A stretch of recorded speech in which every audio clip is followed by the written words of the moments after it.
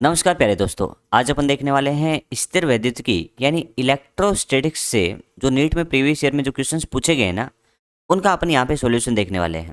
क्योंकि previous year के question आपके लिए बहुत इंपॉर्टेंट हो जाते हैं, क्योंकि आप प्रीवियस ईयर क्वेश्चन करके जाते हैं, तो इससे आपको ये आइडिया मिल जाता है कि आने वाले टाइम में कैसे क्वेश्चन आएंगे। तो चलिए आज अपन स्टार्ट कर रहे हैं स्थिर वैद्युतिकी यानी इलेक्ट्रोस्टैटिक्स के क्वेश्चन। इसमें पहला क्वेश्चन 2021 का अपन ले रहे हैं। क्वेश्चन में कह रहा है कि ध्रुवीय अणु ऐसे अणु होते हैं, यानी अपन कह सकते हैं कि डायरेक्ट डेफिनेशन से क्वेश्चन उठा लिया है और इसमें पूछा जा रहा है कि ध्रुवीय अणु कैसे अणु होते हैं। तो अपन कह सकते हैं कि ध्रुवीय अणु जो होते हैं उसमें एक आपका धनात्मक आवेश होता है और एक ऋणात्मक आवेश होता है। तो इस तरीके से जो अणु होते हैं उसको ध्रुवीय अणु बोलते हैं। क्वेश्चन में पहला कह रहा है कि जिनका द्विध्रुव आघूर्ण शून्य होता है। नहीं, अपन कह सकते हैं कि ध्रुवीय अणु होंगे उनका द्विध्रुव आघूर्ण शून्य नहीं होगा। पहला ऑप्शन अपना कट हो गया, ये ऑप्शन नहीं हो सकता। दूसरा ऑप्शन कह रहा है कि जो विद्युत क्षेत्र की उपस्थिति में ही द्विध्रुव आघूर्ण प्राप्त करते हैं आवेशों के विस्थापन के कारण। मैं कह सकता हूं कि ध्रुवीय अणु ऐसे अणु होते हैं जिनमें स्थायी द्विध्रुव आघूर्ण होता है, यानी ये जो प्लस और माइनस हैं वो पहले से ही अलग अलग होते हैं। तो हम कह सकते हैं कि इसमें स्थायी द्विध्रुव आघूर्ण होता है। तो ये कह रहा है कि जब विद्युत क्षेत्र लगाएंगे तभी ऐसा होगा, तो इस वजह से यह भी गलत हो गया। और तीसरे में कह रहा है कि तभी प्राप्त होगा जब केवल चुंबकीय क्षेत्र अनुपस्थित होगा। तो अपन कह सकते हैं ध्रुवीय अणु तो होते ही ऐसे अणु हैं जिनमें स्थायी द्विध्रुव आघूर्ण होते हैं, तो इस वजह से यह भी गलत हो गया।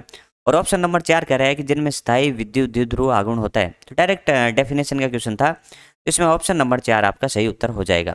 तो इस तरीके के क्वेश्चन भी आजकल नीट में पूछे जा रहे हैं, तो आपको थियोरेटिकल क्वेश्चन पे भी ध्यान देना पड़ेगा। हाँ तो प्यारे दोस्तों, द्विध्रुव से 2021 में 2 क्वेश्चन इन्होंने पूछ लिए। पहला क्वेश्चन अपन ने डिस्कस किया, वो भी सिंपल था, ये भी सिंपल है। तो चलिए दूसरे क्वेश्चन में अपन देख रहे हैं। कह रहा है कि चित्र अनुसार एक द्विध्रुव विद्युत क्षेत्र में रखा हुआ है, ये किस दिशा में गति करेगा आपको बताना है। ऑप्शन दिए हैं बाईं ओर या दाईं ओर। चलिए अपन देखते हैं कि द्विध्रुव है तो अपन कह सकते हैं द्विध्रुव में एक प्लस आवेश होता है और एक माइनस आवेश होता है और दोनों का परिमाण बराबर होता है।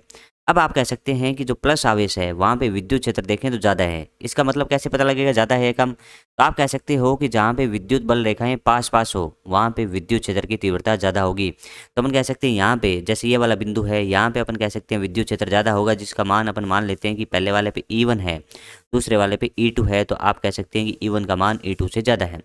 अब आपको पता है कि धनात्मक आवेश पे बल की दिशा विद्युत क्षेत्र की दिशा में होती है, तो अपन कह सकते हैं इस पे जो बल की दिशा होगी या जो बल लगेगा वो इधर की तरफ लगेगा। बोला कितना लगेगा, तो Q इंटू E1। ठीक है, अब बात करते हैं ऋणात्मक आवेश पे कितना बल लगेगा। तो ऋणात्मक आवेश पे अपन कह सकते हैं बल विद्युत क्षेत्र के विपरीत दिशा में लगता है और ये ऐसे लगेगा और इसका मान जो होगा वो Q इंटू E2 होगा।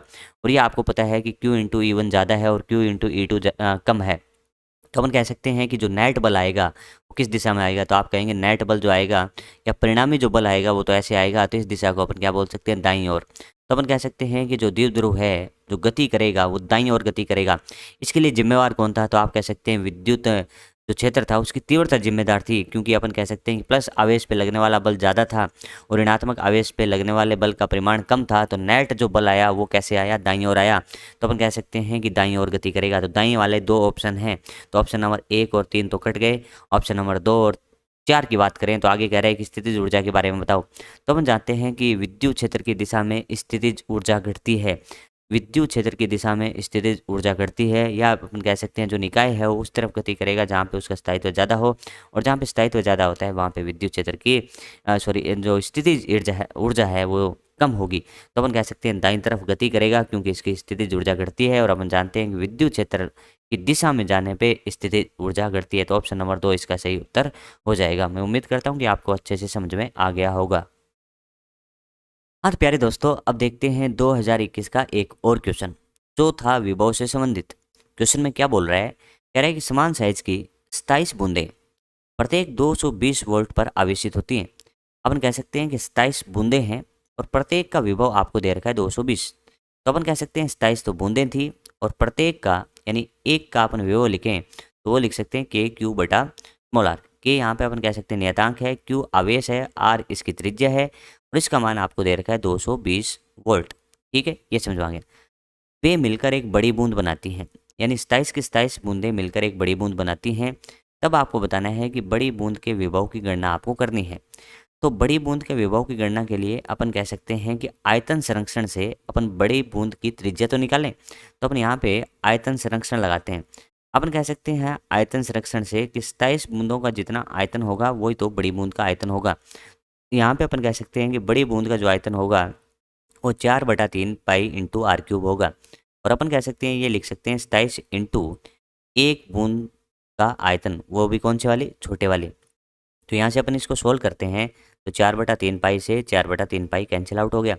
अपन कह सकते हैं बच्चों यहाँ पे आर क्यूब बराबर 27 इंटू स्मॉल आर का क्यूब। अपन क्या कह सकते हैं कि आर क्यूब और यहाँ पे 27 को लिख सकते हैं 3 और आर क्यूब। तो अपन कह सकते हैं कैपिटल आर बराबर 3R, ये संबंध अपना यहाँ पे आ गया।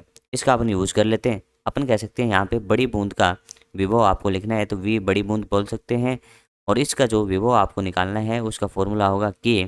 और आवेश आप देखें तो प्रत्येक बूंद का छोटी वाली का आवेश Q हो, ऐसी बूंदें हैं 27, तो इनका आवेश हो गया 27Q बटा और इसकी त्रिज्या कैपिटल R। अब अपन कह सकते हैं अपने पास ये समीकरण है तो इसका यूज करने के लिए कैपिटल R का मान स्मॉल r के रूप में लिखो। तो आप कहोगे इसको अपन ऐसे लिख सकते हैं K इंटू 27Q और यहाँ पे आप कह सकते हैं 3R। जब इसको सॉल्व करोगे तो उत्तर आएगा 9Q बटा स्मॉल r, 9Q बटा स्मॉल r। अब एक बात बताओ मेरे को, 9 तो 9 है, KQ/R कितना रख सकते हो, तो यह रहा आपका 220, तो इसकी जगह आप क्या रख सकते हो 220। तो 9 इंटू 220 गुणा करना आपको आता होगा तो आप कह सकते हैं 980 वोल्ट। इस तरीके से आप इसका पता कर सकते थे। एक दूसरा तरीका भी है जिससे भी इस क्वेश्चन को किया जा सकता है, वो आपको डायरेक्ट फॉर्मूला पता है तब आपके लिए वो जल्दी से आंसर दे देगा। फॉर्मूला क्या आता है, बड़ी बूंद का विभव बराबर होगा n की घात 2/3 और छोटी बूंद का विभव। तो अपन यहाँ पे डायरेक्ट भी कह सकते हैं n क्या होगा, n आप कह सकते हैं कितनी बूंद मिलकर एक बड़ी बूंद बनाती है, तो आप कह सकते हैं 27, और 27 को लिखा जा सकता है 3 की घात 3 और उसकी घात भी 2/3, ये फॉर्मूला है। और एक छोटी बूंद का जो विभव है वो 220 है। आप कह सकते हैं जब इसको सॉल्व करेंगे तो 9 इंटू 220 यानी आपका आंसर आ गया 1980 वोल्ट। ये थोड़ा जल्दी देता है, तो किसी भी तरीके से कर लो, आपको जो भी याद होता है उसी तरीके से जाएं। क्योंकि नीट में टाइम की थोड़ी सी कमी होती है तो क्वेश्चन को अपन जल्दी से करने की कोशिश करते हैं जिससे अपने क्वेश्चन जल्दी से हो जाए और अपन किसी अच्छे क्वेश्चन के लिए टाइम दे सकें।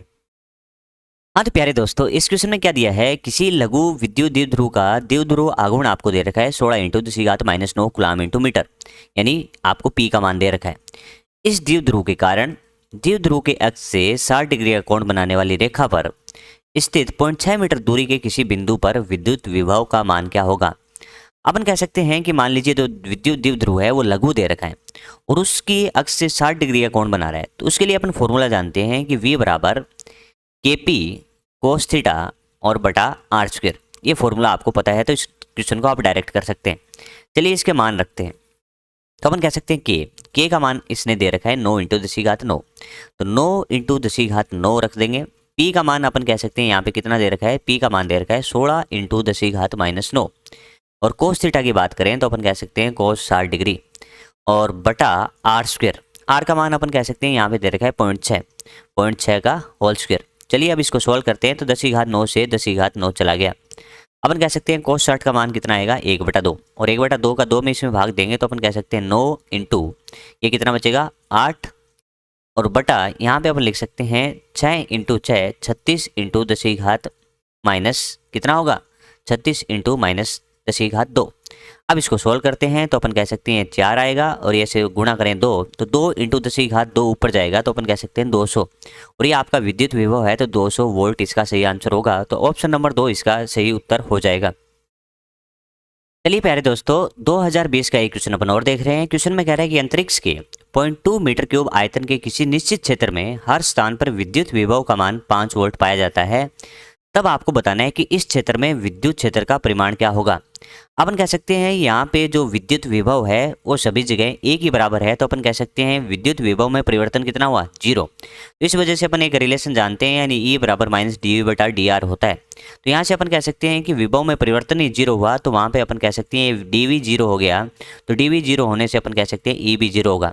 इसका कारण अपन बता सकते हैं कि विद्युत विभव का मान नियत है और विद्युत विभव का मान नियत होने से अपन कह सकते हैं कि विद्युत क्षेत्र क्या होगा 0 होगा।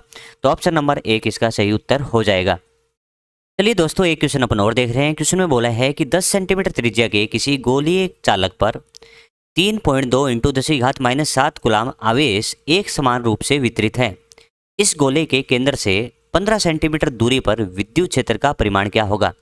अपन कह सकते हैं कि जैसे ये गोलीय चालक है और इसके सेंटर से 15 सेंटीमीटर दूर, यानी अपन कह सकते हैं इसके बाहर की तरफ अपन विद्युत क्षेत्र लिखें तो ए बराबर फॉर्मूला होता है Q/r²। चलिए इनके मान रखते हैं। तो ए बराबर के का मान अपन जानते हैं 9 इंटू 10⁻9, और वैसे क्वेश्चन वाले ने दे भी रखा है। क्यू का मान अपन बात करें तो कह सकते हैं कि 3.2 इंटू 10⁻⁻7 कूलाम, और बटा आर का होल स्क्वायर, तो अपन कह सकते हैं कि 15 सेंटीमीटर का होल स्क्वायर, तो 15 इंटू 10⁻2 का होल स्क्वायर। चलिए इसको सोल्व करते हैं। तो अपन कह सकते हैं कि ई बराबर यहाँ पे देखिए 9 हो गया इंटू 3.2 कह सकते हैं, और यहाँ पे 10⁻2 बचा, और नीचे जब सोल्व करेंगे तो 15 इंटू 15 225 होगा, इंटू 10⁻4 हो गया। जब इसको सोल्व करेंगे तो 9 का भाग देंगे 225 में तो ये 25 होगा, और 3.2 में 25 का जब भाग देंगे तो इसका आंसर होगा 0.128, और ऊपर जाके ये घात होगी 10�6। तो अपन कहेंगे ऐसा उत्तर देखें तो अपन कह सकते हैं 1.28 बनाना है, तो अपन कहेंगे 1 शून्य इसको दे दो, तो 1.28 इंटू 10⁵5, और आप कह सकते हैं न्यूटन बटा कूलाम। तो ऐसा ऑप्शन देखें 1.28 इंटू 10⁵5 न्यूटन बटा कूलाम, तो ऐसा अपने को मिलेगा ऑप्शन नंबर 2। तो इसका सही उत्तर होगा ऑप्शन नंबर 2। हाँ तो प्यारे दोस्तों, अगले क्वेश्चन में देख रहे हैं। क्वेश्चन में कह रहा है कि दो समांतर अनंत रेखिक आवेश जिनके रेखिक आवेश घनत्व है, एक का प्लस लैम्डा कूलाम बटा मीटर दे रखा है, दूसरे का माइनस लैम्डा कूलाम बटा मीटर है, मुक्त आकाश में, यहाँ पे मुक्त आकाश है, और जिसमें 2r दूरी पर रखे हैं। इन दो रेखिक आवेशों के बीच यानी मध्य में विद्युत क्षेत्र कितना होगा आपको बताना है। अपन यहाँ पे कह सकते हैं कि जो एक अनंत रेखिक आवेश जो है वो ऐसे होगा, और एक यहाँ पे अपन कह सकते हैं ऐसे होगा। एक पे अपन कह सकते हैं जो आवेश है वो प्लस लैम्डा है, तो दूसरे पे अपन कह सकते हैं वो माइनस लैम्डा है, और इनके बीच की जो दूरी दी गई है वो दूरी आपको दे रखी है 2r। तो अपन कह सकते हैं मध्य बिंदु ये होगा, और अपन कह सकते हैं धनात्मक आवेश के कारण जो विद्युत क्षेत्र की जो दिशा होगी वो इधर की ओर होगी, और जो ऋणात्मक है इसकी दिशा भी अपन कह सकते हैं इधर की ओर होगी। तो ये दोनों दिशा एक ही होगी, तो दोनों का जो विद्युत क्षेत्र है वो जुड़ जाएगा। अपन कह सकते हैं विद्युत क्षेत्र सदिश राशि होती है, तो इनका सदिश योग अपन यहाँ पे कर देंगे। तो अपन कह सकते हैं कि अनंत रेखिक आवेश के कारण जो विद्युत क्षेत्र की जो तीव्रता होती है उसका वैल्यू अपन जानते हैं E बराबर कितना होता है 2k लैम्डा बटा r। तो अपन यहाँ पे कह सकते हैं जो कुल विद्युत क्षेत्र होगा, E कुल की बात करूं तो अपन कह सकते हैं E कुल होगा E1 के कारण और E2 के कारण, और इनकी दिशा एक होने के कारण अपन कह देंगे इनका योग हो जाएगा। इसकी वजह से अपन लिखें तो अपन लिख सकते हैं 2k और इसका आवेश लैम्डा बटा r, और इसका भी अपन कह सकते हैं 2k लैम्डा बटा r। देखिए माइनस की वजह से अपन कह सकते हैं दिशा में पहले ही अपन कंसीडर कर चुके हैं कि इसकी दिशा इधर की ओर होगी। जब इसका योग करेंगे तो आप कह सकते हैं 2 और 2 4 हो जाएंगे, 4k लैम्डा बटा r इसका उत्तर हो जाएगा। बच्चों यहाँ पे अपन कह सकते हैं कि k के रूप में आंसर नहीं दिया है, और k का मान अपन जानते हैं 1/4 एप्सिलॉन नॉट होगा। तो चलिए मान रख देते हैं k का, तो k का मान रखेंगे तो 1/4 पाई एप्सिलॉन नॉट और इंटू लैम्डा बटा r। अपन कह सकते हैं 4 से 4 कैंसिल आउट हो गया, आंसर आया lambda upon pi epsilon not into r। तो लैम्डा बटा pi epsilon not into r, तो इस वजह से अपन कह सकते हैं कि ऑप्शन नंबर 1 इसका सही उत्तर हो जाएगा। तो लैम्डा बटा pi epsilon not into r इसका सही उत्तर होगा। इस क्वेश्चन को करने के लिए आपको ये फॉर्मूला आना चाहिए कि अनंत रेखिक आवेश के कारण उससे r दूरी पे जो विद्युत क्षेत्र होता है उसका मान अपन कह सकते हैं 2k लैम्डा बटा r होता है। अपन यहाँ पे बच्चों कह सकते हैं जो दूरियां ली हैं वो स्मॉल r के रूप में ली हैं, तो आप यहाँ पे कैपिटल R और ये दूरी भी कैपिटल R लिख के इसका उत्तर दे सकते हो लैम्डा बटा pi epsilon not into capital R। तो इस वजह से इसका पहला ऑप्शन आपका सही उत्तर हो जाएगा। हाँ तो प्यारे दोस्तों, आगे वाले क्वेश्चन को देख रहे हैं। कह रहा है कि त्रिज्या कैपिटल R के किसी खोखले धातु के गोले को एक समान आवेशित किया जाता है। यानी अपन कह सकते हैं खोखला धातु का गोला है जिसको एक समान आवेशित किया जाता है। केंद्र से दूरी स्मॉल r पर गोले के कारण विद्युत क्षेत्र का मान क्या होगा। अपन कह सकते हैं बच्चों यहाँ पे कि इस तरीके का खोखला गोला होगा, और धातु का है तो अपन कह सकते हैं चालक गोला है, तो इस पे आवेश अपन कह सकते हैं इसकी सतह पे होगा। आवेश सतह पे होगा तो गॉस के नियम से अपन कह सकते हैं कि गोले के अंदर विद्युत क्षेत्र का मान क्या होगा 0 होगा। तो अंदर के लिए अपन कह सकते हैं E बराबर 0 होगा, और बात करें बाहर के लिए तो बाहर विद्युत क्षेत्र का फॉर्मूला E बराबर KQ बटा R² होता है। तो अपन अब ऑप्शन देखते हैं कि जब R बढ़ता है तो R less than capital R, यानी अंदर की ओर अपन बात करें, कैपिटल आर इसकी त्रिज्या है कि कैपिटल आर से कम दूरी पे शून्य हो जाता है, ये बात सही है। लेकिन उसने कहा है कि जब आर का मान यानी स्मॉल आर का मान कैपिटल आर से ज़्यादा हो, यानी इस क्षेत्र की बात कर रहा है, तो इसके लिए बढ़ता है। तो अपन कहेंगे बढ़ता नहीं है, इसके लिए घटता है, तो ये ऑप्शन गलत हो गया। इसमें कह रहा है कि जब आर बढ़ता है तो आर लेस देन आर और आर ग्रेटर देन आर के लिए दोनों के लिए घटता है, तो अपन कह रहे हैं कि इसमें तो जीरो होता है, तो ये गलत हो गया। इसी तरीके से ये भी गलत हो गया। ऑप्शन नंबर 4 की बात करते हैं, तो कह रहा है कि जब आर बढ़ता है तो आर लेस देन आर के लिए शून्य हो जाता है, ये बात सही है। और भार के लिए अपन कह जाते हैं घट जाता है, तो ऑप्शन नंबर 4 इसका सही होगा। तो आपको याद क्या रखना था कि खोखले धातु के चालक गोले पे आवेश इसकी सतह पे होने के कारण अंदर विद्युत क्षेत्र का मान क्या होगा, जीरो होगा। अंदर विद्युत क्षेत्र का मान जीरो होगा और सतह पे अधिकतम होगा, और सतह से दूर जाने पे अपन कह रहे हैं विद्युत क्षेत्र का मान घटेगा। ठीक है, तो इस तरीके से इसका ऑप्शन नंबर 4 सही हो जाएगा।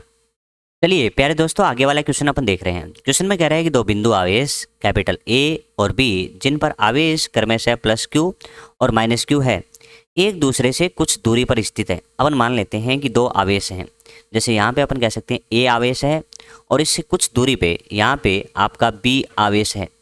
इस आवेश का मान अपन कह रहे हैं कि प्लस क्यू है और इस आवेश का मान माइनस क्यू है। अपन कह सकते हैं कि इसके बीच में जो लगने वाले बल का जो परिणाम है, अपन कह सकते हैं कि बल ऐसे और ऐसे आकर्षण प्रकृति का लगेगा, और इस बल का जो मान होगा वो अपन कह सकते हैं कि ए बराबर क्यू इंटू क्यू, ए Q1 Q2 बटा आर स्क्वेयर होगा, क्योंकि इनके बीच की दूरी अपन आर मान लेते हैं। अब ये क्या चेंज कर रहे हैं कि इनके बीच लगने वाला बल F है, ये तो पहली शर्त होगी। अब यदि क्या करता है कि A का 25% आवेश B को स्थानांतरित कर दिया जाता है, यानी अपन कह सकते हैं कि A का जो 25% आवेश है यानी प्लस क्यू बटा 4 B को देने से अपन कह सकते हैं कि A के पास कितना आवेश बचेगा। तो आप कहोगे कि Q में से इसका 25% निकाल लें तो इसके पास बचेगा 3Q बटा 4। मैं बात करूं यहाँ पे कि इसको अपन क्या दे दें कि प्लस क्यू बटा 4 इसमें ऐड कर देंगे, तो इसके पास भी तो कितना बचेगा, माइनस 3Q बटा 4। तो अपन कह सकते हैं इसके पास भी 3Q बटा 4 बचा और इसके पास माइनस का 3Q बटा 4 होगा। अब बच्चों इसके बीच में जो लगने वाले बल का मान होगा वो अपन कह सकते हैं ये F और ये F डैश मान सकते हैं। आकर्षण प्रकृति का बल अब भी होगा। F डैश का मान अपन कहें तो कह सकते हैं कि Q1 3Q बटा 4 और Q2 अपन कह सकते हैं 3Q बटा 4। तो K Q1 Q2 बटा आर स्क्वेयर, जब इसको अपन ढंग से लिखें तो आप कह सकते हैं बच्चों 9 बटा 16 और K Q बटा आर स्क्वेयर। क्या इसकी जगह अपन F को लिख सकते हैं क्या? तो आप कहोगे यस सर। तो इसमें अपन कह सकते हैं 9 बटा 16 इंटू F। तो ऐसा ऑप्शन देख लो कि 9 बटा 16 F, यानी ऑप्शन नंबर डी इसका सही उत्तर हो जाएगा। तो ये मैं कह सकता हूँ कि आसान सा क्वेश्चन था। आपको ये पता होना चाहिए कि दो आवेशों के मध्य लगने वाले बल का परिमाण क्या होता है। तो आप जानते हैं कि F बराबर K Q1 Q2 बटा आर स्क्वेयर। तो इस तरीके से ये आसान सा क्वेश्चन अपन ने कंप्लीट किया।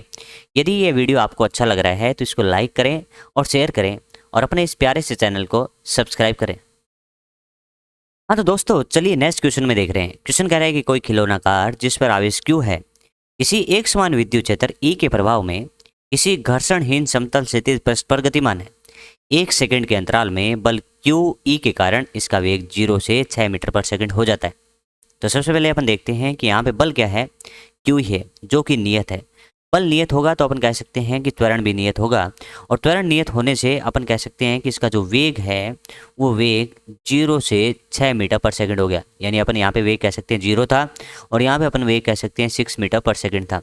मैं बात करूँ त्वरण की तो आप कह सकते हैं त्वरण क्या होता है, वेग में परिवर्तन बटा लगा समय। तो आप कह सकते हैं वेग में परिवर्तन कितना हुआ 0 से 6, तो अपन कह सकते हैं फाइनल माइनस इनिशियल बटा लगा समय। तो अपन कह सकते हैं कितना समय लगा 1 सेकंड। तो आप कह सकते हैं यहाँ पे त्वरण है 6 मीटर पर सेकंड स्क्वायर।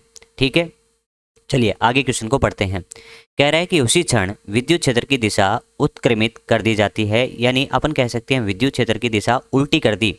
तो विद्युत क्षेत्र की दिशा उल्टी करने से अपन यहाँ पे कह सकते हैं कि जो त्वरण था वो अब मंदन हो गया, और इस क्षेत्र के प्रभाव में कार 2 सेकंड तक गति करती है, यानी इसके बाद भी 2 सेकंड तक गति करेगी। तो अपने को बताना है कि 0 से 3 सेकंड के बीच खिलौना कार के औसत वेग और औसत चाल का मान आपको बताना है। तो आप कह सकते हो बच्चों यहाँ से यहाँ तक अपन कह सकते हैं कि 1 सेकंड इसको लगा।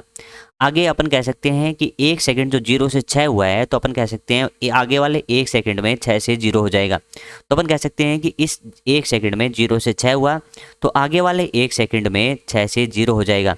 और 0 होने के बाद अपन कह सकते हैं कण यहाँ पे इस क्षण पे विरामावस्था में आ गया, और उसके बाद कण यहाँ पे वापस क्या करेगा, अपनी गति की दिशा को विपरीत करते हुए 1 सेकंड के लिए दोबारा चलेगा, और दोबारा अपन कह सकते हैं कि विद्युत क्षेत्र अब इसके लिए मंदन की बजाय त्वरण की तरह कार्य करेगा, और उसका वेग बढ़ा के अपन कह सकते हैं कि आने वाले 1 सेकंड में 0 से 6 कर देगा। तो अपन कह सकते हैं कण यहाँ से चल के यहाँ पे गया है, और यहाँ से चल के यहाँ पे गया है, और फिर यहाँ से चल के यहाँ पे आ गया है। अब अपने को पता करना है कि इसमें कुल विस्थापन कितना होगा और इसमें कुल दूरी कितनी होगी, क्योंकि अपने को पता है कि औसत वेग आपको निकालना है। तो औसत वेग के लिए क्या चाहिए, विस्थापन बटा समय। तो अपन यहाँ पे बच्चों देखें कि पहले 1 सेकंड में कितना विस्थापन होगा। तो अपन कह सकते हैं कि पहले 1 सेकंड में विस्थापन की बात करें तो S बराबर अपन कह सकते हैं क्या लगाएंगे, S बराबर UT प्लस हाफ AT²। तो U का मान कितना है 0 प्लस 1/2, और A त्वरण की बात करें तो अपन कह सकते हैं 6 था, और कितना समय था 1, तो अपन कह सकते हैं 1/2। तो इसमें चली गई दूरी अपन कह सकते हैं कितनी होगी, 3 मीटर। तो अपन कह सकते हैं कि पहले इस वाले में ये 3 मीटर चला है। अब इसके बाद अपन कह सकते हैं यहाँ पे मंदन है, तो मंदन अपन कह सकते हैं कितने से कितना गया है, 6 मीटर पर सेकंड से इसका वेग कितना हो गया है, 0 हो गया है। तो अपन कह सकते हैं 6 मीटर पर सेकंड से इसका वेग 0 हो गया है। तो यहाँ पे अपन दोबारा यहाँ पे विस्थापन निकालना चाहें तो इसके लिए भी इक्वेशन लिख सकते हैं, लेकिन अपने को पता है कि जिस तरीके से ये गति है 0 से 6, तो इसका ये उल्टी गति है। तो अपन कह सकते हैं कि इसमें भी मंदित होते 3 मीटर चला है, और इसमें भी ये 3 मीटर चला है। तो इस तरीके से अपन कह सकते हैं कि विस्थापन का मान कितना होगा, तो ये प्रारंभिक बिंदु है, ये इसका अंतिम बिंदु है, तो विस्थापन का मान तो 3 मीटर होगा। तो सबसे पहले आपको औसत वेग निकालना है। तो औसत वेग का फॉर्मूला बताओ बच्चों। तो आप कहोगे कि औसत वेग क्या होता है, विस्थापन बटा समय।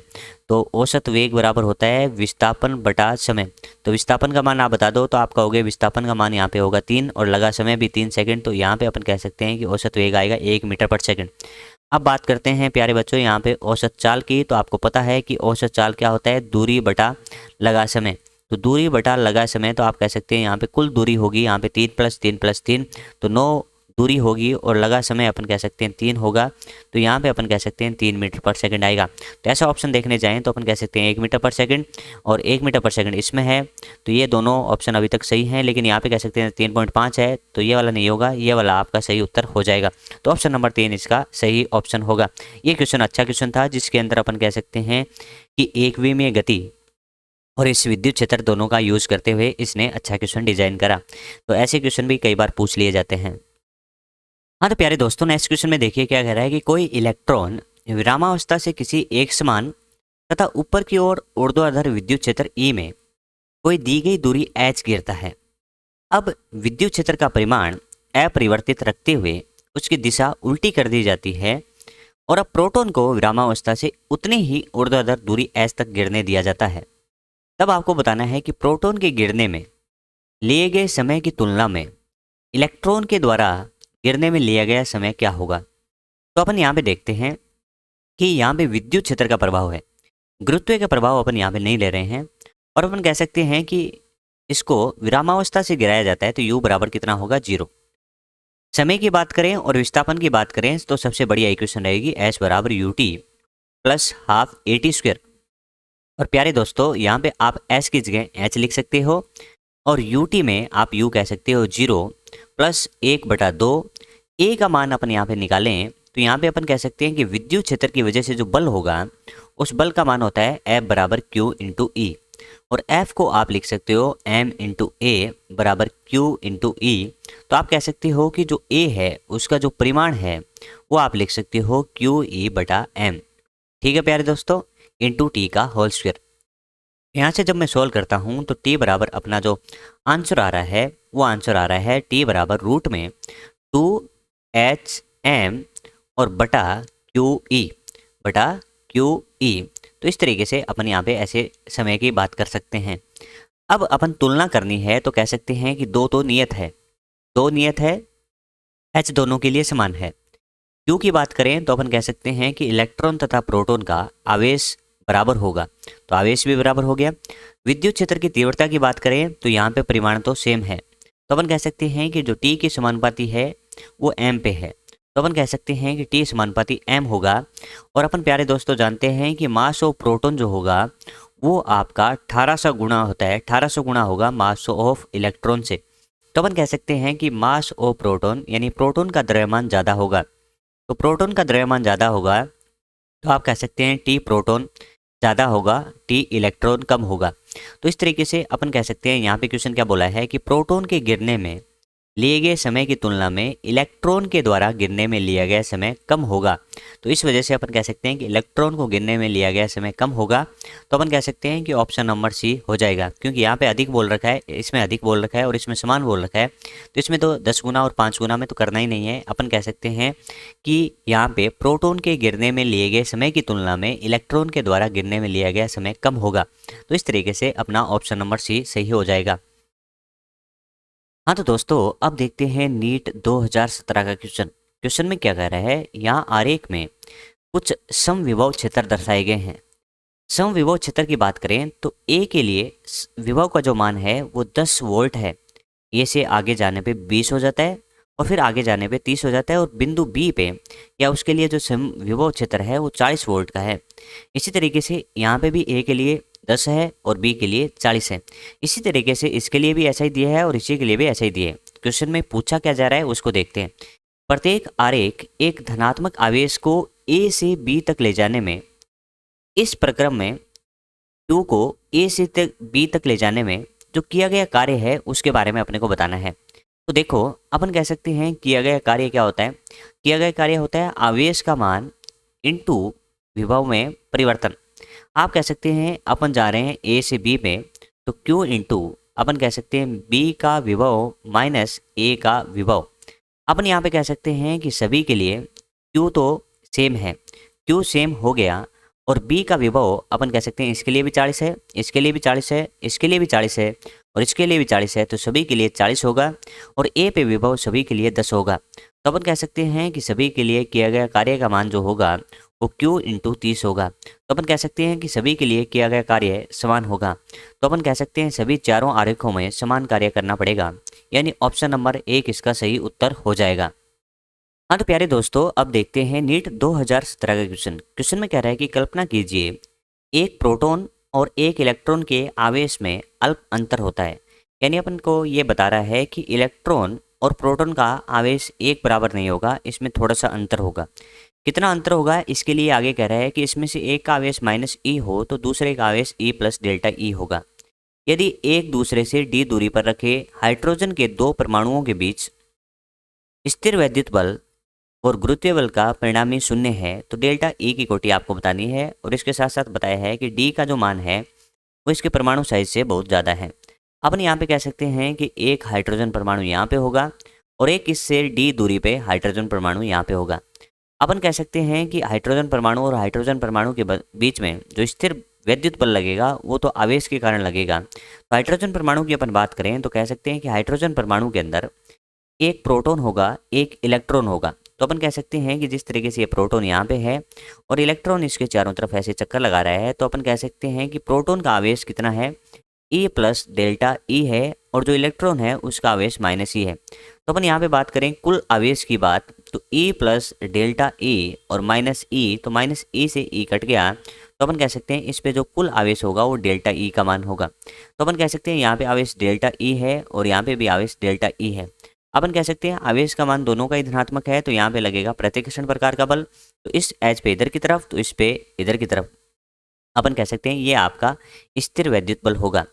अपन कहेंगे द्रव्यमान है तो द्रव्यमान की वजह से गुरुत्वाकर्षण बल लगेगा, वो कि आकर्षण प्रकृति होगा, तो इस तरीके से लगेगा।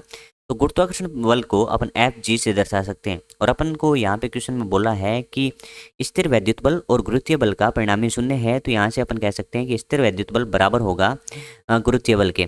स्थिर वैद्युत बल को लिखने का तरीका अपन जानते हैं कि K into Q1 into Q2 का होल स्क्वायर, तो अपन कह सकते हैं डेल्टा E का होल स्क्वायर बटा इनके बीच की दूरी का होल स्क्वायर, जो कि D है तो D का होल स्क्वायर। इसी तरीके से गुरुत्वाकर्षण बल की बात करें तो m इंटू अपन कह सकते हैं हाइड्रोजन का द्रव्यमान आपको दे रखा है m इंटू m, तो अपन कह सकते हैं mh का होल स्क्वायर बटा इनके बीच की दूरी का होल स्क्वायर। यहाँ पे कह सकते हैं d से d यहाँ पे कट गया है, तो d का होल स्क्वायर और d का होल स्क्वायर कैंसिल आउट हो गया। और यहाँ पे अपने को मान निकालना है डेल्टा ई का। तो डेल्टा ई का मान अपन यहाँ पे सोल्व करें तो कह सकते हैं रूट जी बटा एम होगा, सॉरी जी बटा आपका के होगा, और एम एच का होल स्क्वायर रूट के बाहर आके एम एच बन जाएगा। रूट जी का मान अपन यहाँ पे रखें तो 6.67 इंटू 10⁻11 होगा, और के का मान रखें तो 9 इंटू 10⁻9 होगा। और यहाँ पे एम एच की बात करें तो कि एम एच का मान कितना होगा, तो एम एच का मान यहाँ पे दे रखा है कि 1.67 इंटू 10⁻23 kg होगा। जब इसको मान को सोल्व करेंगे तो अपन कह सकते हैं यहाँ पे 10⁻20 आएगा, और 10⁻20 और ये 10⁻20 रूट से बाहर आके 10⁻10 होगा। 10⁻10 और 10⁻23 तो अपन जोड़ सकते हैं 10⁻37। तो यहाँ पे डेल्टा ई का जो कोटी होगी वो 10⁻23 होगी। तो इस तरीके से इसका ऑप्शन नंबर 2 सही उत्तर हो जाएगा, 10⁻23 kg।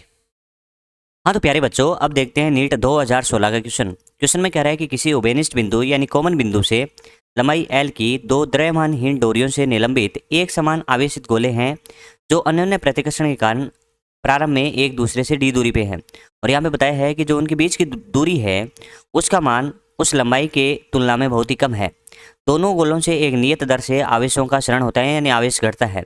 इसके परिणाम स्वरूप गोले एक दूसरे की तरफ विवेग से आते हैं। तब आपको बताना है कि गोलों के बीच की दूरी x के फलन के रूप में वेग का परिवर्तन किस तरीके से होगा, आपको ये बताना है। तो चलिए अपन डायग्राम बनाते हैं। सबसे पहले अपन कह सकते हैं वो कॉमन या उभयनिष्ठ बिंदु है जिसे दो एक समान डोरियां इस तरीके से है। अपन कह सकते हैं कि इन दोनों डोरियों से आवेश यहाँ पे इस तरीके से, और इन दोनों के बीच की आवेश अपन मान लेते हैं कि दूरी d दी है, लेकिन अपन किसी भी सामान्य टाइम पे x दूरी मान लेते हैं। अपन कहें कि इस वाले बिंदु से अपन लंब डालें तो अपन कह सकते हैं कि x/2 और ये भी x/2। अपन कह सकते हैं लंबाई आपको L दे रखी है। अब बात करें यहाँ पे कि ये कोण थीटा बनेगा, तो थीटा का मान कैसे निकालें। तो इसके लिए अपन देख रहे हैं, अपन यहाँ पे कह सकते हैं कि एक बल mg लगेगा ऊर्ध्वाधर नीचे की ओर, और ये दोनों आवेश हैं धनात्मक, तो एक दूसरे से प्रतिकर्षण बल लगेगा तो वो लगेगा ऐसे, और उसका मान कह सकते हैं F होगा। इस लाइन को आगे बढ़ा देते हैं तो अपन कह सकते हैं भी थीटा होगा, और यहाँ से बड़े आराम से लिख सकते हैं tan थीटा बराबर, tan थीटा ये लिख रहे हैं तो दूर वाला पहले लिखेंगे तो F/mg। ठीक है, अब अपने को tan थीटा का मान लिखना है। तो tan थीटा क्या होता है, लंब बटे आधार। तो लंब तो यहाँ पे अपन कह सकते हैं x/2 है। आधार की बात करें तो ये वाला आधार होगा, तो ये वाला आधार कैसे निकाल सकते हैं, तो अपन कह सकते हैं रूट में कर्ण का होल स्क्वायर माइनस, और ये वाला अपन लंब का होल स्क्वायर तो x²/4। लेकिन अपन यहाँ पे कह सकते हैं कि x बहुत ही छोटा है L से, तो इसको लगभग 0 के बराबर मान सकते हैं। तो अपन कह सकते हैं कि ये भी लगभग माने तो ये L मान सकते हैं। तो यहाँ से tan थीटा बराबर क्या लिख सकते हो प्यारे बच्चों, तो tan थीटा बराबर लिख सकते हो x/2 और बटा L, तो x/2L। बात करें F बल की, तो F बल क्या होता है K Q1 Q2 बटा उनके बीच की दूरी का होल स्क्वायर। तो अपन कह सकते हैं के, और आवेश अपन बराबर ले लेते हैं Q, तो K Q² बटा उनके बीच की दूरी x का होल स्क्वायर, और mg का mg। यहाँ पे अपन देखें कि Q और x में किस तरीके से संबंध आ रहा है, तो अपन कह सकते हैं यहाँ पे Q² है जो समानुपाती होगा आपके x³ के। ये आपको समझ में आया होगा। यहाँ पे अपन कह रहे हैं K नियत है, mg नियत है, तो Q² समानुपाती होगा x⁻3। अपन को यहाँ पे क्या दिया है कि आवेश की क्षरण की दर नियत दे रखी है, तो अपन यहाँ पे अकेला Q निकाल लेते हैं। तो Q समानुपाती कह सकते हो x⁻3/2।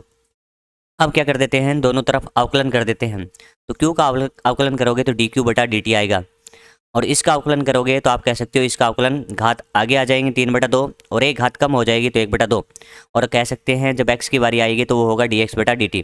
अपन कह सकते हैं ये वाली राशि नियत है, ये वाली राशि नियत है। क्वेश्चन में बोला है कि नियत दर से आवेशों का क्षरण होता है, तो यहाँ पे कह सकते हो ये राशि नियत है, तो dx/dt अपन यहाँ पे कह सकते हैं वेग है। तो तुम कह सकते हो कि यहाँ पे v इंटू रूट एक्स का मान क्या होगा, नियत होगा। तो आप कह सकते हो कि v समानुपाती होगा 1/√x। तो ऐसा ऑप्शन देखने जाएं अपन तो v समानुपाती √x, तो ऐसा ऑप्शन अपना है v समानुपाती, ऐसा भी लिख सकते हैं इसको v समानुपाती x⁻−1/2। तो ऐसा ऑप्शन आपको दिखने को मिलेगा ऑप्शन नंबर 3। तो इस तरीके से अपन कह सकते हैं कि स्थिर वैद्युतिकी का एक बहुत ही अच्छा क्वेश्चन था जो अपन ने कंप्लीट किया, क्योंकि अपन कह सकते हैं कि आने वाले टाइम में जैसे अभी 2020 की बात करें या 2021 की बात करें, तो इनके जो नीट के पेपर आए थे वो काफ़ी आसान थे कंपेरेटिव टू 2016। तो अब कह सकते हैं क्वेश्चन का लेवल या स्तर थोड़ा सा कम हुआ है, लेकिन नीट में कभी अच्छे क्वेश्चन भी आते थे। तो आपको ऐसे क्वेश्चन की भी प्रैक्टिस करनी चाहिए।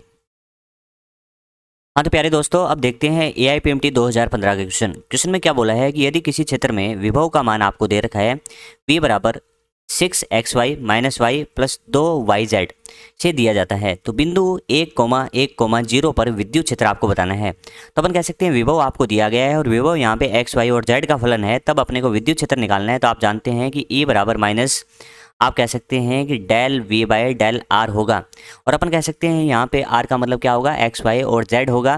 तो इसको अपन सही से लिखें तो अपन कह सकते हैं कि इसका आंशिक अवकलन से आंसर आएगा।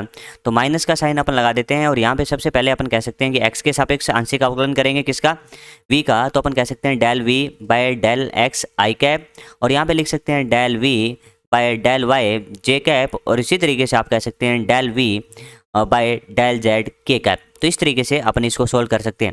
अब आपको आंशिक अवकलन का पता होना चाहिए कि किस तरीके से होता है। तो अपन x के सापेक्ष जब इसका आंशिक अवकलन करते हैं तो अपन कहेंगे x के सापेक्ष जब करेंगे तो x को ही वेरिएबल मानेंगे, y और z को क्या मानेंगे, नियत मानेंगे। तो सबसे पहले अपन करते हैं 6xy माइनस वाई, और इस कंप्लीट का x के सापेक्ष करेंगे तो आप कह सकते हैं कि 6xy में x के सापेक्ष x का 1 हो गया, और ये कह सकते हैं 6y आ गया। अब y का अवकलन अपन x के सापेक्ष करें तो y नियत होने से अपन कह सकते हैं y का मान 0 होगा, और यहाँ पे y और z दोनों नियत होने की वजह से ये भी 0 होगा। तो अपन कह सकते हैं कि i कैप में तो केवल 6y आई कैप आ गया। ठीक है, अब चलते हैं अपन y के सापेक्ष अवकलन करेंगे तो y को वेरिएबल मानेंगे, बाकी सभी को नियत मानेंगे। तो अपन कह सकते हैं जब इसका अवकलन अपन करेंगे तो किस तरीके से करेंगे, देखो अपन कहेंगे 6xy में y वेरिएबल है, x नियत है, तो यहाँ पे अपन लिख सकते हैं 6 और y का y के रेस्पेक्ट में अपन कह सकते हैं 1 हो गया, तो 6x हो गया। ठीक है, फिर अपन बात करें y का, तो y का y के रेस्पेक्ट में -1 हो जाएगा, और फिर यहाँ पे बात करें 2yz, तो इसको अपन बोल सकते हैं 2z हो गया। तो इस तरीके से ये वाला आपका y के सापेक्ष अवकलन हो गया, वो भी आंशिक अवकलन, और इसको अपन लिख सकते हैं j कैप। ठीक है, आगे देखें z के सापेक्ष, तो अपन कह सकते हैं कि पहले वाले में z है ही नहीं, तो x और y तो नियत है, तो इसका अवकलन 0 होगा, और y का अवकलन भी अपन कह सकते हैं 0 होगा। 2yz में z का 1 हो जाएगा और 2y ऐसे का ऐसा रह जाएगा, वो हो गया k कैप। तो इस तरीके से आंशिक अवकलन हो गया। अब अपन क्या करते हैं कि इलेक्ट्रिक फील्ड या विद्युत क्षेत्र आपको निकालना है, वो x बराबर 1, y बराबर 1 और z बराबर 0 पे निकालना है। तो अपन कहेंगे माइनस का माइनस आ जाएगा, 6y y की जगह 1 रखेंगे तो अपन कह सकते हैं तो 6 आई कैप आ गया। यहाँ पे अपन कह सकते हैं x की जगह 1 रखेंगे तो ये 6 हो गया, और 6 में से 1 गया तो 5 हो गया, और z की जगह 0 रखेंगे तो 0 हो जाएगा, तो ये अपन कह सकते हैं 5 जे कैप हो गया। इसी तरीके से y की जगह अपन 1 रखेंगे तो अपन कह सकते हैं इसका उत्तर कितना होगा, 2y, यानी 2y की जगह 1 रखने से 2k कैप। तो इस तरीके से आंसर आ गया माइनस का 6 आई कैप प्लस 5 जे कैप प्लस 2k कैप, और माइनस आएगा तो अपन कह सकते हैं ऐसा ऑप्शन देखने को मिल जाएगा, ऑप्शन नंबर 3। तो इस तरीके से आपको आंशिक अवकलन आना चाहिए। आंशिक अवकलन का मतलब होता है कि x के सापेक्ष करेंगे तो x को ही वेरिएबल लेंगे, बाकी सभी को नियत मान लेंगे। तो इस तरीके से बड़ी आसानी से इस क्वेश्चन को अपन कंप्लीट कर सकते हैं।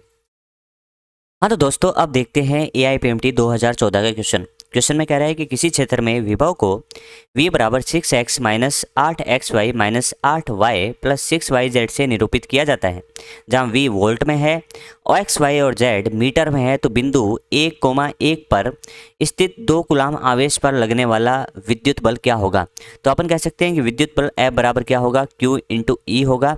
तो Q का मान तो अपने पास है, लेकिन अपन कह सकते हैं विद्युत क्षेत्र का परिमाण अपने पास नहीं है। तो सबसे पहले अपन देखेंगे कि विद्युत क्षेत्र का परिमाण कैसे फाइंड करें। तो अपन कह सकते हैं यहाँ पे जो V है वो x, y और z का फलन है। तो अपन कह सकते हैं ग्रेडियंट वाले मेथड से इस क्वेश्चन को करने जाएंगे। तो अपन कह सकते हैं कि E बराबर, अपन कह सकते हैं E वेक्टर बराबर माइनस आप कह सकते हो del V by del x I cap और del V by del y J cap और del V by del z k cap. यानी अपने को आंशिक अवकलन करना होगा x, y और z के सापेक्ष। और आंशिक अवकलन अपन जानते हैं कि जब x के सापेक्ष करेंगे तो y और z को नियत मानेंगे, और y के सापेक्ष जब करेंगे तो y के सापेक्ष करेंगे तो x और z को नियत मानेंगे। और इसी तरीके से z के सापेक्ष आंशिक अवकलन करेंगे तब अपन क्या मानेंगे, x और y को नियत मानेंगे। तो अलग अलग पहले इसको कैलकुलेट कर लेते हैं। तो del v by del x करें तो अपन कह सकते हैं कि पहला देखो 6x, तो अपन कह सकते हैं x का x के सापेक्ष में 1 हो जाएगा, तो इसका 6 हो गया। माइनस 8xy में अपन कह सकते हैं कि x का x के सापेक्ष 1 हो गया, और 8y अपन कह सकते हैं नियत रहेगा इसमें। और यहाँ पे अपन कह सकते हैं 8y, तो y नियत है, 8 भी नियत है, तो उसका अपन कह सकते हैं 0 होगा। और इसी तरीके से 6yz में y और z नियत होने से उसका भी 0 हो गया। तो अपन कह सकते हैं ये आया 6 माइनस 8y, और अपन कह सकते हैं 6 का 6 हो गया, 8 का 8 हो गया, और y का मान अपन कह सकते हैं 1 हो गया। तो अपन कह सकते हैं इसका आंसर आया -2। इसका आंसर क्या है बच्चों, -2। चलिए ये तो अपन ने देख लिया। इसी तरीके से अपन कह सकते हैं कि del V by del Y. तो सबसे पहले का करें तो अपन कह सकते हैं इसमें x है तो x को अपन नियत मानेंगे तो इसका आंसर 0 होगा। इसी तरीके से इसका करें तो अपन कह सकते हैं y के सापेक्ष करना है तो y यहाँ पे परिवर्ती होगा तो 8x हो जाएगा। ठीक है, y का 1 हो गया। और यहाँ पे अपन कह सकते हैं कि 8 हो गया और y के सापेक्ष 1 हो गया। और यहाँ पे अपन कह सकते हैं कि 6yz है तो y का 1 हो गया, 6z रह गया। अब इसमें अपन मान रखें तो x की जगह कितना रखेंगे 1 तो -8 हो गया, ये -8 हो गया। और यहाँ पे अपन कह सकते हैं z की जगह 1 रखेंगे तो ये 6 हो गया। तो अपन कह सकते हैं कि -16 में से आपके 6 गए तो आपका बचा उत्तर -10, तो ये -10 हो गए। और इसी तरीके से अपन del V by del Z भी कैलकुलेट कर सकते हैं। तो करिए कैलकुलेट, तो आपका हो गया 6x का, अब जेड के सापेक्ष x नियत होगा तो आंसर 0 हो जाएगा। इसी तरीके से y x और y भी नियत होंगे तो इनका आंसर भी 0 होगा, y नियत होगा z के सापेक्ष तो इसका भी 0 होगा। और 6yz में z के सापेक्ष z का 1 होगा और यह हो गया 6y। तो अपन कह सकते हैं y की जगह 1 रखेंगे तो इसका मान आ गया 6। चलिए इनके मान रख देते हैं तो अपन कह सकते हैं ई वेक्टर बराबर माइनस, और इसकी जगह अपने मान आए उसको रख देते हैं -2i कैप, और अपन कह सकते हैं -10j कैप, और इसी तरीके से आप कह सकते हैं प्लस के 6k कैप। माइनस को अंदर भेज दें तो अपन कह सकते हैं ई वेक्टर बराबर 2i cap plus 10j cap और -6k कैप। तो इस तरीके से अपन कह सकते हैं i कैप j कैप में आपका मान आ गया। लेकिन अपने को यहाँ पे परिमाण चाहिए तो इसका परिमाण अपन लें तो कह सकते हैं कि 2 का होल स्क्वायर, 2 का होल स्क्वायर, यहाँ पे 10 का होल स्क्वायर, यहाँ पे अपन कह सकते हैं 6 का होल स्क्वायर। तो यहाँ पे अपन कह सकते हैं ये रूट में आ गया 140, और 140 को अपन लिख सकते हैं 35 इंटू 4। तो अब 4 का बाहर 2 आ जाएगा तो अपन कह सकते हैं 2 इंटू रूट 35। तो इस तरीके से विद्युत क्षेत्र की तीव्रता आ गई, यानी उसका परिमाण आ गया। तो उस पर लगने वाला बल का मान आपको पता करना है तो F बराबर आप कह सकते हो Q इंटू ई। तो F बराबर Q इंटू ई है तो Q का मान आप रख दोगे 2 और E का मान आप कह रहे हो 2 इंटू रूट 35। तो आपका आंसर आ गया यहाँ से 4 रूट 35, और 4 रूट 35 आपका उत्तर नंबर है 4th, यानी ऑप्शन नंबर 4 आएगा। यदि ये सॉल्यूशन या वीडियो आपको अच्छा लग रहा है तो इसको लाइक करें, शेयर करें और अपने इस प्यारे से चैनल को सब्सक्राइब करें, जिससे आने वाले टाइम में आप ऐसे वीडियो और देख सको। हाँ तो प्यारे दोस्तों, 2014 का एक क्वेश्चन अपन और देख रहे हैं। क्वेश्चन में कह रहा है कि एक चालक गोले की त्रिज्या कैपिटल R है, इस पर आवेश Q है, तो गोले के केंद्र पर विद्युत विभव तथा विद्युत क्षेत्र क्रमशः से क्या होंगे आपको बताना है। अपन कह सकते हैं चालक गोला है, उसकी त्रिज्या R है और उसका आवेश Q है, तो अपन कह सकते हैं जो चालक गोला है उसका संपूर्ण आवेश उसकी सतह पे होगा, संपूर्ण आवेश उसकी सतह पे होगा। तो अपन कह सकते हैं अंदर की तरफ विद्युत क्षेत्र क्या होगा 0 होगा। तो अपन कह सकते हैं गोले के अंदर विद्युत क्षेत्र का मान क्या होगा 0 होगा। तो अपन कह सकते हैं कि केंद्र पे भी विद्युत क्षेत्र का मान 0 आएगा। तो अपन कह सकते हैं कि चालक गोले के केंद्र पर विद्युत क्षेत्र का मान तो 0 आ गया। अब अपन जानते हैं कि जो गोला है उसके अंदर विद्युत क्षेत्र 0 है, तो अपन कह सकते हैं कि चालक गोले के अंदर विभव नियत होगा और उसका जो मान होगा वह मान उसके सतह पर विभव के बराबर होगा। ये आपको समझ में आया? मैंने क्या कहा कि सेंटर पे या अंदर गोले के विद्युत क्षेत्र 0 होगा। विद्युत क्षेत्र 0 है तो अपन कह सकते हैं गोले के अंदर सभी जगह विभव नियत होगा, उसका मान जो होगा वो मान किसके बराबर होगा, सतह के विभव के बराबर होगा। तो आप कह सकते हैं कि केंद्र पे विभव का मान उतना ही होगा जितना उसकी सतह पे होगा, और अपन कह सकते हैं कि सतह पे विभव K/Q/R होता है। और अपन कह सकते हैं K का मान जानते हैं 1/4 पाई एप्सिलॉन नॉट Q/R। तो इस तरीके से अपन कह सकते हैं Q/4 pi epsilon not R आपका इसके केंद्र पे विद्युत विभव होगा और विद्युत क्षेत्र का मान 0 होगा। तो इस वजह से ऑप्शन नंबर बी इसका सही उत्तर हो जाएगा। हाँ तो प्यारे दोस्तों, नीट 2013 का क्वेश्चन अपन ले रहे हैं। क्वेश्चन में कह रहा है कि एक सरकंडे की 2 बोलों पर समान आवेश हैं, इन्हें समान लंबाई की डोरियों से एक बिंदु से लटकाया गया है। संतुलन की अवस्था में इनके बीच की दूरी r है।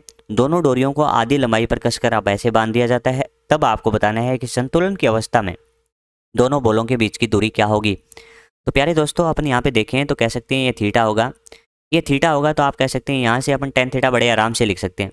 तो पहली समीकरण आप कह सकते हैं कि tan थीटा बराबर लंब क्या होगा, तो आपका आंसर होगा r/2। आधार की बात करें तो y, तो अपन कह सकते हैं कि r/2y। तो इस तरीके से r/2y समीकरण नंबर 1 बोल सकते हैं। इसी तरीके से अपन समीकरण नंबर 2 लिखना चाहते हैं तो अपन कह सकते हैं कि ये आवेश दोनों एक ही प्रकृति के हैं, तो इन पर प्रतिकर्षण प्रकार का बल लगेगा जिसका मान F होगा। एक गुरुत्वाकर्षण बल लगेगा ऊर्ध्वाधर नीचे जिनका मान होगा mg।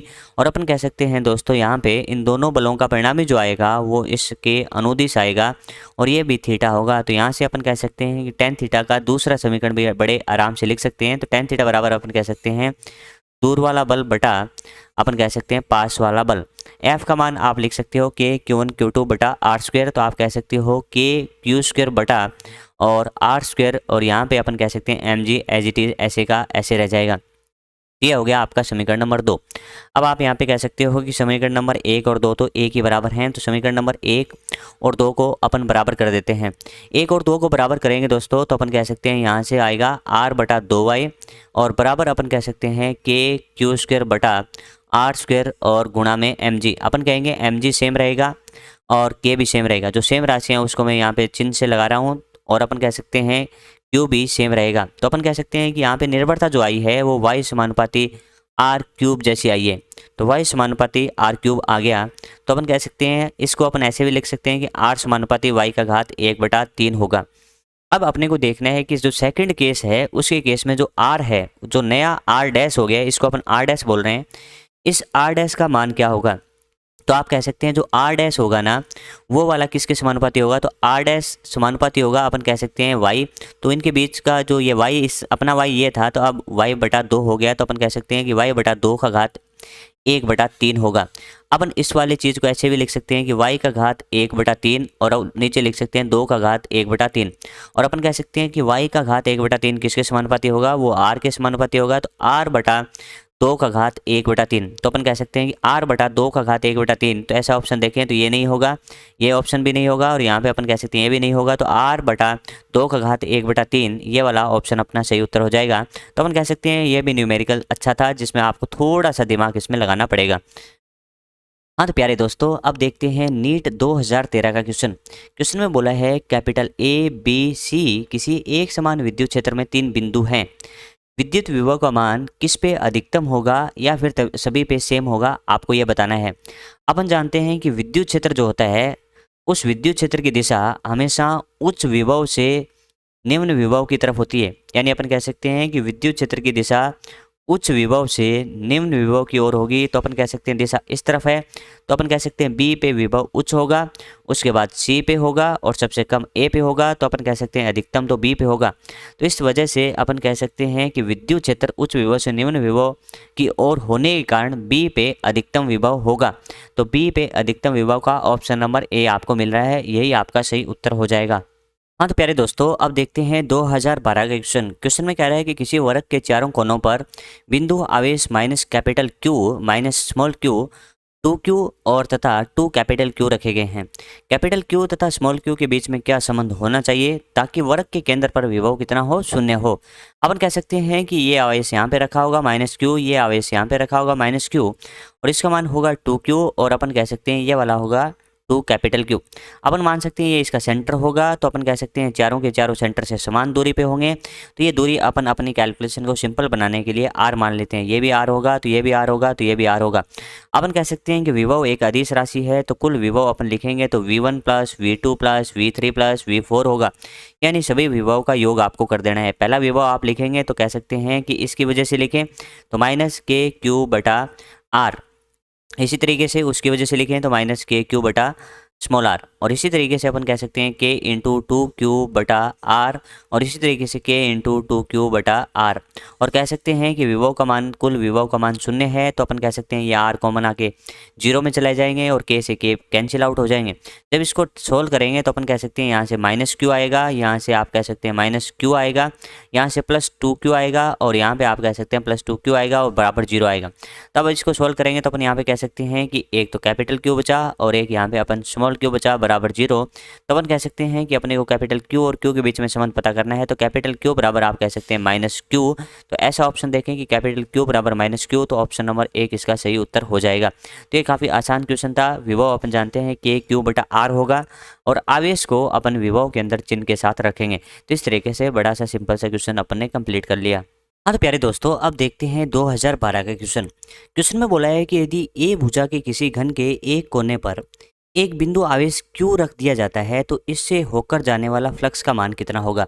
अपन कह सकते हैं कि एक घन अपन यहाँ पे ले रहे हैं और ये घन है आपका ऐसा और इसके इस कोने पे अपन मान लेते हैं कि आवेश क्यू रखा है। तो अपन कह सकते हैं कि इस आवेश क्यू को चारों तरफ से घेरने के लिए अपने को ऐसे 8 घन इसके पास रखने होंगे। वो कैसे रखने होंगे तो अपन समझते हैं एक एक करके। मान लीजिए ये वाला है, इसके पास एक घन अपन लाके कैसे रखेंगे प्यारे बच्चों, तो इस घन को उठाते हैं और इसके पास यहाँ पे रख देते हैं। तो अपन कह सकते हैं कि इस वाले ने इस साइड से तो इसको घेर लिया। इसके बाद अपन कह सकते हैं कि 2 घन इसके ऊपर भी रखे जा सकते हैं। तो एक घन अपन कह सकते हैं ऐसे रख देंगे और एक इसी तरीके से एक घन को और लाते हैं और इसके ऊपर रख देते हैं। तो इस तरीके से अपन कह सकते हैं इसको एक तरफ से तो घेर लिया, लेकिन पीछे की तरफ देखें तो अपन कह सकते हैं पीछे की तरफ 4 घन और रखे जा सकते हैं। वो कैसे रखे जा सकते हैं, तो ऐसे रखे जा सकते हैं। तो मान लीजिए एक घन आपने ऐसे रख दिया, एक घन को और उठाते हैं और इसको इसके पीछे लगा देते हैं ऐसे, तो ये भी ऐसे हो गया। और एक घन को अपन कह सकते हैं कि इसके इस वाली साइड को ढकने के लिए अपन इसके ऊपर ऐसे सेट कर देते हैं और इसी तरीके से आखिरी 8वें घन को अपन इसके पास ले जाके ऐसे रख देते हैं। तो आप कह सकते हैं कि ये जो आवेश आपका Q है वो चारों तरफ से घिरा गया है और ये आवेश जो है वो अपन कह सकते हैं कि कितने घनों में बट गया, तो अपन कह सकते हैं कि ये जो आवेश जो बटा वो 8 घनों में बटा। तो अपन कह सकते हैं जो फ्लक्स है वो 8 रूप से एक समान रूप से डिवाइड हो गया। तो अपन कह सकते हैं यहाँ पे फ्लक्स की बात करें फाई की, तो फाई जो फ्लक्स होगा वो अपन कह सकते हैं कि Q बटा एप्सिलॉन नॉट, और ऐसे 8 भागों में बंटने से अपन कह सकते हैं Q बटा 8 एप्सिलॉन नॉट इसका सही उत्तर होगा। तो मैं उम्मीद करता हूँ कि ये चीज़ें आपको अच्छे से समझ में आ गई होंगी, क्योंकि अपन फ्लक्स फाइंड करते हैं तो आपने ध्यान दिया होगा कि जो आवेश है उसको एक ऐसी आकृति से या सिमिलरिटी से घेरते हैं जिससे चारों तरफ से वो आवेश परिबद्ध यानी घिर जाए। तो अपन कह सकते हैं कि इस आवेश को कोने पे रखा है, तो इस कोने वाले आवेश को घेरने के लिए ऐसे ही 8 घन अपने को रखने पड़ेंगे। तो अपन कह सकते हैं कि इस आवेश का जो 8 घनों में समान रूप से फ्लक्स क्या हो जाएगा, वितरित हो जाएगा। तो इस तरीके से इसका ऑप्शन नंबर बी आपका सही उत्तर हो जाएगा। हाँ तो प्यारे दोस्तों, आगे वाला क्वेश्चन देख रहे हैं। क्वेश्चन में बोला है कि एक आवेश Q त्रिज्या कैपिटल R के किसी गाउसियन गोलीय पृष्ठ से परिबद्ध है यानी घिरा हुआ है। यदि त्रिज्या को दोगुना कर दिया जाए तो बाहर की ओर वैद्युत फ्लक्स होगा। अपन कह सकते हैं कि मान लीजिए कोई आवेश Q है, Q आवेश है वो कोई पहले एक R त्रिज्या के गोलीय पृष्ठ से घिरा हुआ है। तो अपन कह सकते हैं कि इसमें जो फ्लक्स होगा फाई, फ्लक्स का मान फाई बराबर कह सकते हैं कि वो आवेश, और आवेश का मान Q बटा एप्सिलॉन नॉट लिख सकते हैं। अपन कह सकते हैं यहाँ पे जो फ्लक्स लिखा है उसमें कहीं पर भी त्रिज्या का जिक्र नहीं है, यानी अपन कह सकते हैं कि गोलीय जो पृष्ठ है या गोलीय जो पृष्ठ है जिससे ये आवेश घिरा हुआ है उसकी त्रिज्या पे निर्भरता है ही नहीं। अब अपन कह रहे हैं कि त्रिज्या को दोगुनी कर दें तो विद्युत फ्लक्स पे क्या असर पड़ेगा, तो अपन कहेंगे विद्युत फ्लक्स पे कोई असर नहीं पड़ेगा और वो उतना ही रहेगा। तो अपन कह सकते हैं कि विद्युत फ्लक्स वही रहेगा, यानी ऑप्शन नंबर द इसका सही उत्तर हो जाएगा। इस प्रश्न में क्या दिया है कि अपने को बोल रहा है कि एल मीटर भुजा की एक वर्गाकार सतह पेपर के समतल में किसी एक समान विद्युत क्षेत्र में रखिए। विद्युत क्षेत्र की तीव्रता आपको E बताई गई है और यह उसी समतल के अनुदिश वक्र की क्षैतिज भुजा से थीटा कोण पर कार्य करता है, जैसा कि डायग्राम में दिखाया गया है। तो आपको बताना है कि विद्युत फ्लक्स क्या होगा। तो अपन यहाँ पे कह सकते हैं जो विद्युत क्षेत्र है और जो सतह है वो एक दूसरे के समांतर है। तो अपन कह सकते हैं कि जो समतल है वो भी उसी तल में है जिसमें विद्युत क्षेत्र है। तो अपन कह सकते हैं कि उससे जो पारित फ्लक्स होगा उसका मान 0 होगा। तो एक तो इस तरीके से अपन समझ सकते हैं कि विद्युत क्षेत्र यानी विद्युत बल रेखाएं जो हैं वो उसी समतल में है जिस समतल में ये आपका वर्गाकार सतह है, तो इस वजह से फ्लक्स का मान 0 होगा। दूसरा अपन समझ सकते हैं कि फाई जो होता है यानी फ्लक्स जो होता है वो होता है integration E dot D S. तो यहाँ पे अपन कह सकते हैं कि E एक समान है तो E vector dot S vector अपन कर सकते हैं, और अपन कह सकते हैं कि जो क्षेत्रफल वेक्टर होगा उसका दिशा E के लंबवत होगा। तो अपन यहाँ पे कह सकते हैं कि इलेक्ट्रिक फील्ड यानी विद्युत क्षेत्र लंबवत होगा इसके क्षेत्रफल के। तो यहाँ पे 90 डिग्री होने से फाई का मान 0 आ गया, क्योंकि ES कोस 90 और कोस 90 का मान कितना होगा, 0 होगा। तो अपन कह सकते हैं इससे गुजरने वाला जो फ्लक्स होगा वो कितना होगा, 0 होगा। तो ऑप्शन नंबर 4 इसका सही उत्तर हो जाएगा। हाँ तो प्यारे दोस्तों, 2010 का क्वेश्चन अपन देख रहे हैं। कह रहा है कि 2 धन आयनों के बीच की दूरी d है। अपन कह सकते हैं 2 धन आयन है उनके बीच की दूरी आपको d दे रखी है। यदि प्रत्येक पर आवेश का मान q है, यह भी q है। यदि इन 2 आयनों के बीच में प्रतिकर्षण बल F हो तो प्रत्येक आयन में से कितने इलेक्ट्रॉन लुप्त यानी अविद्यमान हैं। तो अपन कह सकते हैं कि इस पे जो आवेश आया होगा उसमें इलेक्ट्रॉन को निकालने से आता है वो अपन कह सकते हैं एक इलेक्ट्रॉन की वजह से प्लस E आता है, तो यदि n इलेक्ट्रॉन यानी निकालने हो तो अपन कह सकते हैं n इंटू ई होगा, तो इसका मान भी n इंटू ई होगा।